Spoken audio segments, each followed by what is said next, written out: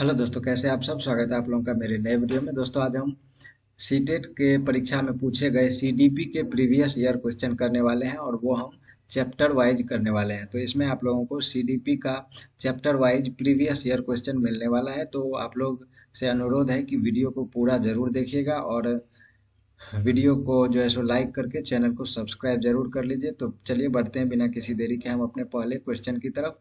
तो हमारा पहला क्वेश्चन है कि बच्चों की लंबाई और वजन में वृद्धि किसका उदाहरण है। तो बच्चों की लंबाई और वजन में जो वृद्धि होता है वह मात्रात्मक परिवर्तन का उदाहरण है। तो ऑप्शन नंबर बी इसका सही आंसर हो जाएगा कि बच्चों की लंबाई और वजन में वृद्धि किसका उदाहरण है। तो यह मात्रात्मक परिवर्तन का उदाहरण है। बढ़ते हैं अगले क्वेश्चन की तरफ।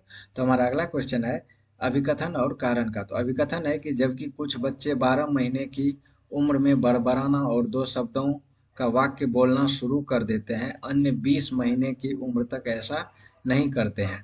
और इसका कारण दिया हुआ है कि विकासात्मक प्रतिमान केवल सांकेतिक हैं और व्यक्तिगत बच्चों का विकास काफी भिन्न हो सकता है।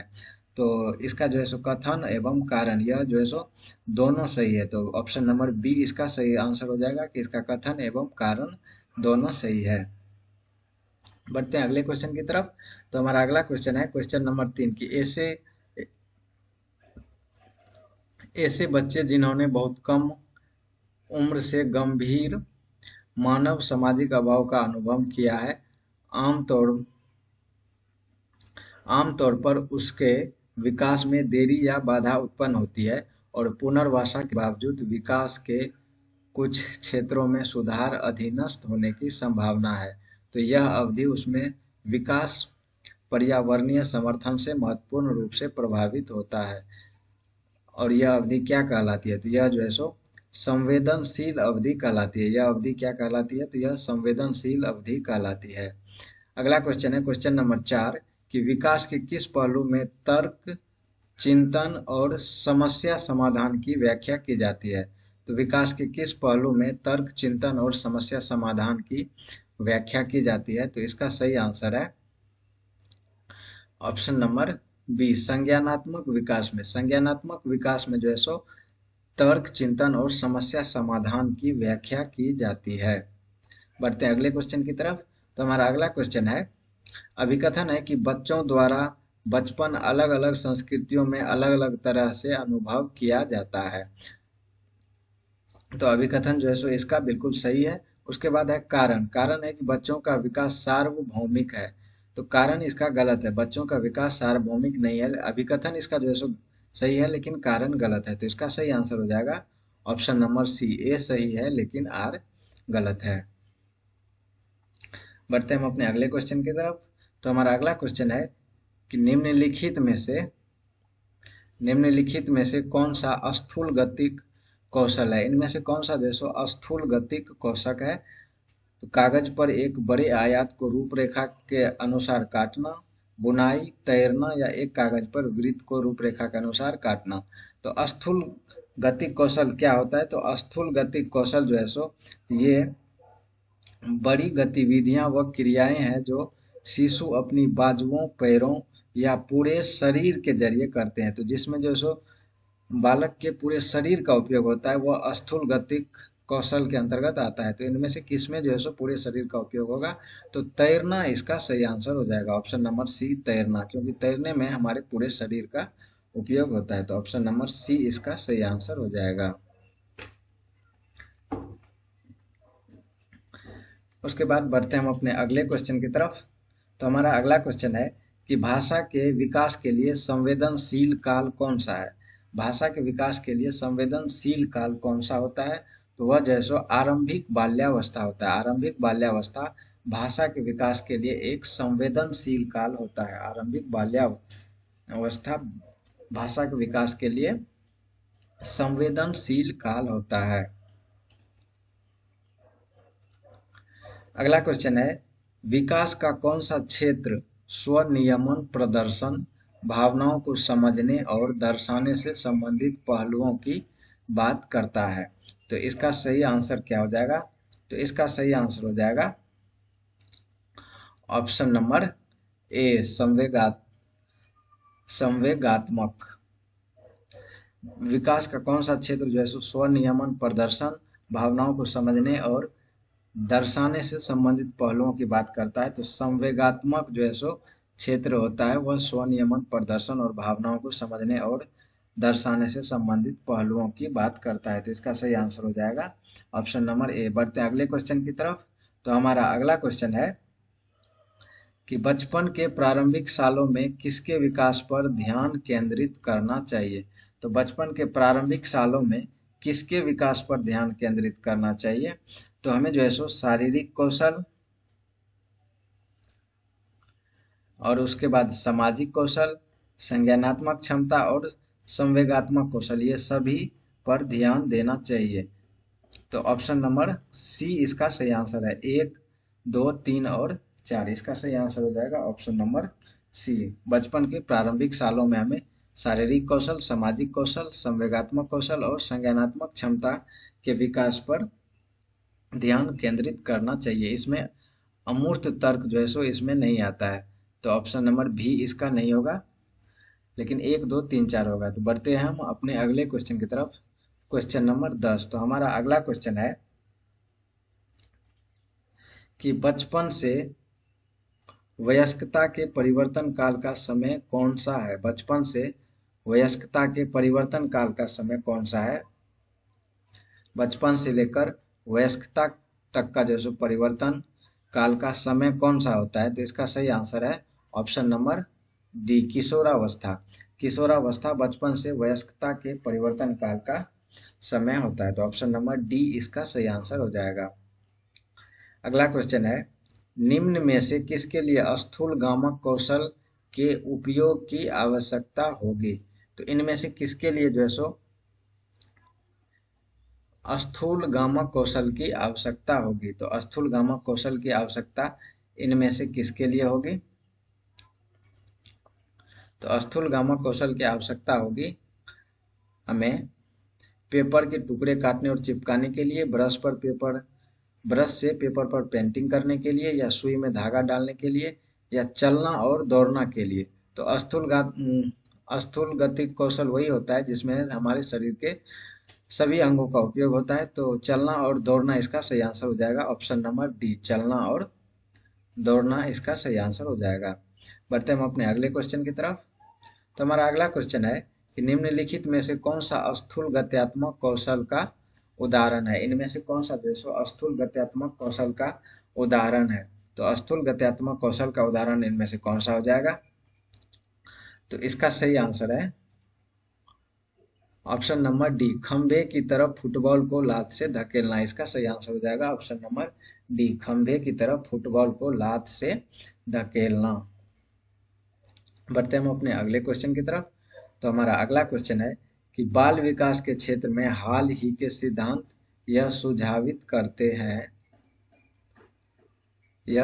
करते हैं कि विकास प्रभावित होता है आनुवांशिकता से, शिक्षा से, संस्कृति से, सामाजिक नीतियों से। तो इनमें से कौन सा सही आंसर हो जाएगा? तो 1, 2, 3 और 4 ये सभी जो है सो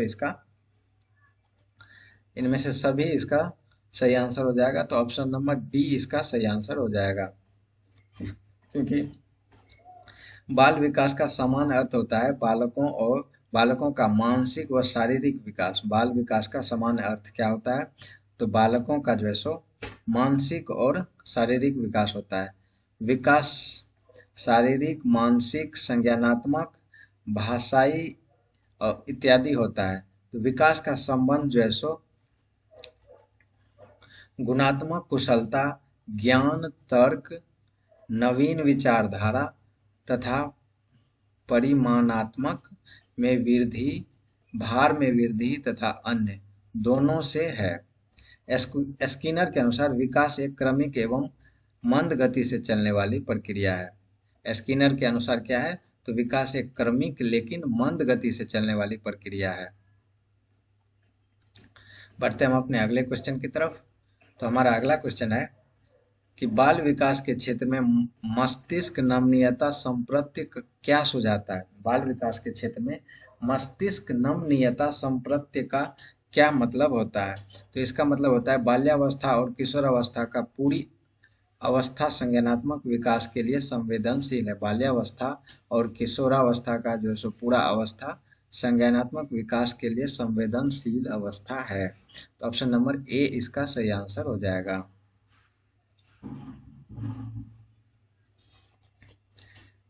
अगला क्वेश्चन है कि विकास क्या है। तो विकास एक अनिरंतर प्रक्रिया है, एक क्रमिक प्रक्रिया है, व्यक्तिगत कारकों से प्रभावित होता है लेकिन वातावरणीय कारकों से नहीं होता है, या फिर वातावरणीय कारकों से प्रभावित होता है लेकिन व्यक्तिगत कारकों से नहीं होता है। तो विकास क्या है। तो विकास जो है सो एक क्रमिक प्रक्रिया है। विकास क्या है। तो यह एक क्रमिक प्रक्रिया है। तो इसका सही आंसर हो जाएगा ऑप्शन नंबर बी, विकास एक क्रमिक प्रक्रिया है। बढ़ते हम अपने अगले क्वेश्चन की तरफ। यहाँ देख लीजिए विकास के बारे में क्या क्या दिया है। तो विकास जो है सो एक क्रमिक प्रक्रिया है। विकास एक निश्चित प्रणाली होती है। विकास की एक निश्चित प्रणाली होती है। विकास की एक निश्चित प्रतिक्रिया की ओर होती है। विकास की एक निश्चित प्रतिक्रिया की ओर होती है और विकास अविराम गति से होती है। विकास जो है सो अविराम गति से होती रहती है। विकास की गति में व्यक्तिक विषमताएं अस्थायी होती है। विकास के संबंध में अनेक गुण सहसंबंधित होते हैं। विकास के संबंध में भविष्यवाणी करना संभव है। बढ़ते हैं हम अपने अगले क्वेश्चन की तरफ।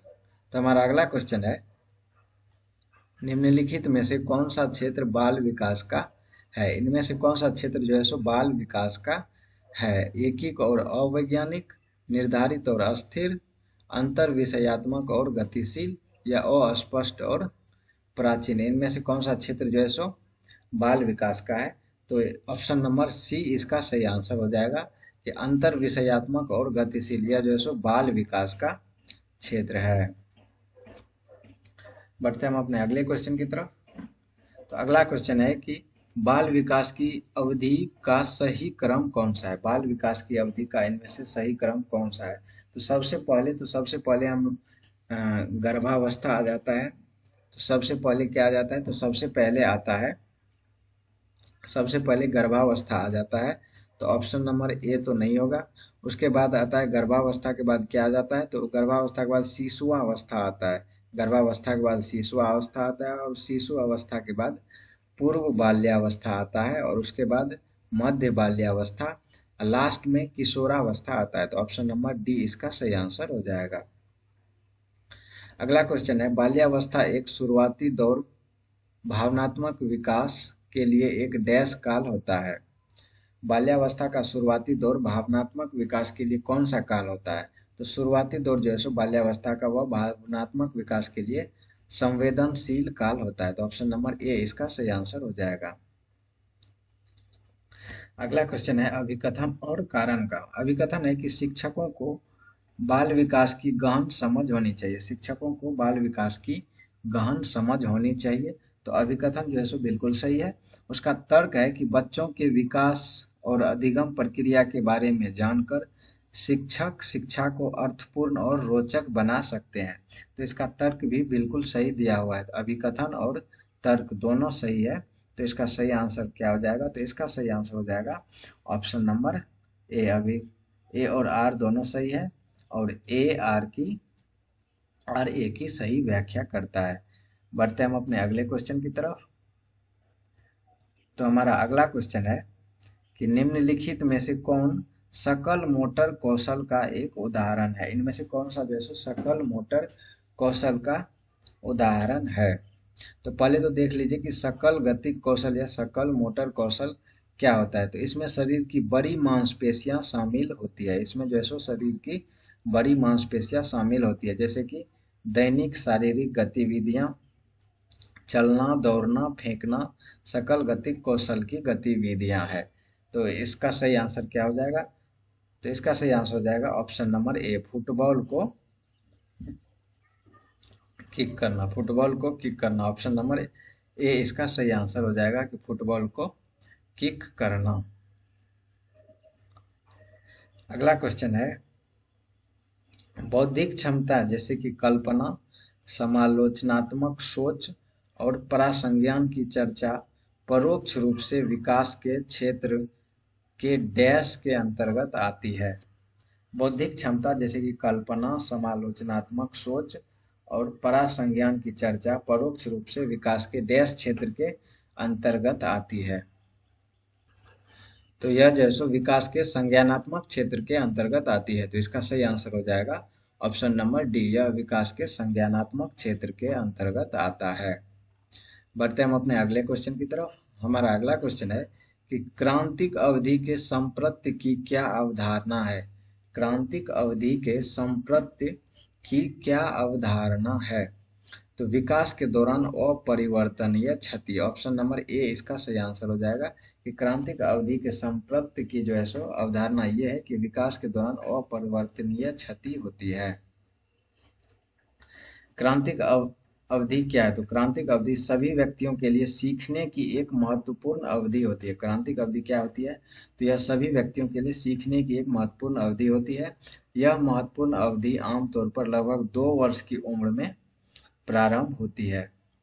यह कितने वर्ष की उम्र में प्रारंभ होती है। तो यह लगभग 2 वर्ष की उम्र में प्रारंभ होती है। यदि किसी व्यक्ति को इस अवधि के दौरान सही पर्यावरणीय प्रोत्साहन नहीं मिलता है तो नए कौशल सीखने की उनकी क्षमता कमजोर हो जाएगी, जिसके बाद के जीवन में बहुत से सामाजिक कार्य प्रभावी होते हैं। बढ़ते हम अपने अगले क्वेश्चन की तरफ। तो अगला क्वेश्चन है कि डैश स्थूल गत्यात्मक कौशल का उदाहरण है। इनमें से क्या जो है सो स्थूल गत्यात्मक कौशल का उदाहरण है। तो भागना, पकड़ना, निचोड़ना, आड़ी तिरछी रेखाएं खींचना। तो इनमें से क्या हो जाएगा। तो भागना इसका सही आंसर हो जाएगा ऑप्शन नंबर ए। अगला है कि एक पेंसिल को पकड़ना डैश कौशल का उदाहरण है। तो पेंसिल को पकड़ना किस चीज का उदाहरण है, जबकि फुटबॉल को धकेलना डैश कौशल का उदाहरण है। तो पेंसिल को पकड़ना जो है सो सूक्ष्म गति कौशल का उदाहरण है और फुटबॉल को धकेलना सकल गति कौशल का उदाहरण है।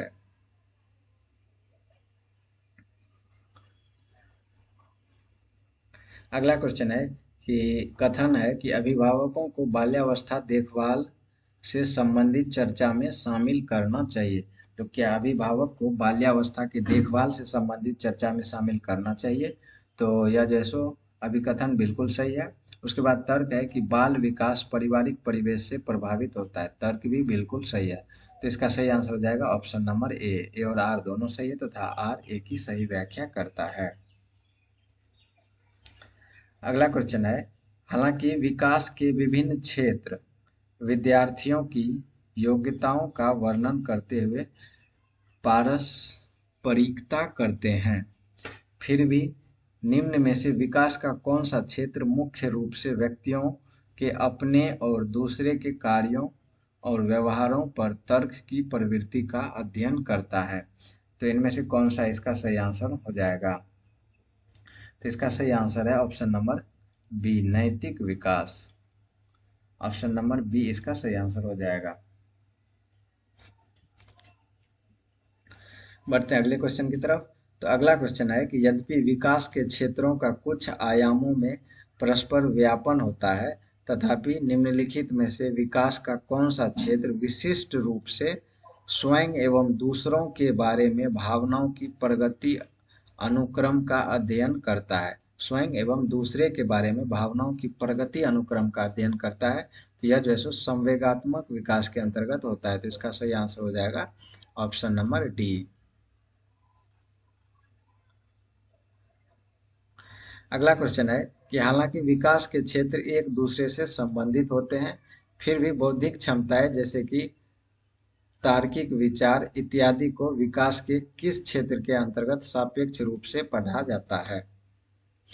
तो बौद्धिक क्षमता को जो है सो किसके अंतर्गत पढ़ा जाता है। तो बौद्धिक क्षमता को संज्ञानात्मक विकास के अंतर्गत पढ़ा जाता है। तो इसका सही आंसर है ऑप्शन नंबर सी, बौद्धिक क्षमता को संज्ञानात्मक विकास के अंतर्गत पढ़ा जाता है।